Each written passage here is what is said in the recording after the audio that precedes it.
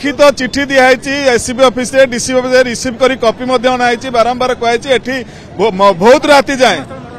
राति जाए एठी झील पुओ झील हुक्का बार रोच गंडगोल होउची मर्डर होता 2 मास तले स्थानीय थाना मंचेश्वर आम ए विषय देइथिलु से कहले नाई या खोला हबनी एक बंद कर देइछु किंतु आज परिस्थिति देखंतु कौन ये अवस्था होची राति जांक बाहर चलुची जार परिस्थिति निया लागिची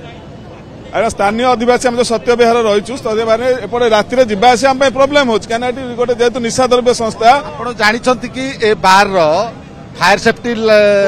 आज्ञा कौन लाइसेंस ना कौन लाइसेंस ना 2 मास तले मेयर एरिया एनएच कड़र अच्छी लाइसेंस माने लाइसेंस ना कि भावुची हुक्का बार लाइसेंस ना ओनली रेस्टोरेंट लाइसेंस अच्छी हुक्का बारटा लुचा छपारे क्या होची हुक्काबाटा लुचा छपा चलती कौन रास्ता कड़े केमी रहा आदिवासी आम सत्य 700-800 घर आम रोचे तदंत हेले जना पड़ो फायर सेफ्टी लाइसेंस अच्छी कि नहीं बार लाइसेंस थिला कि नहीं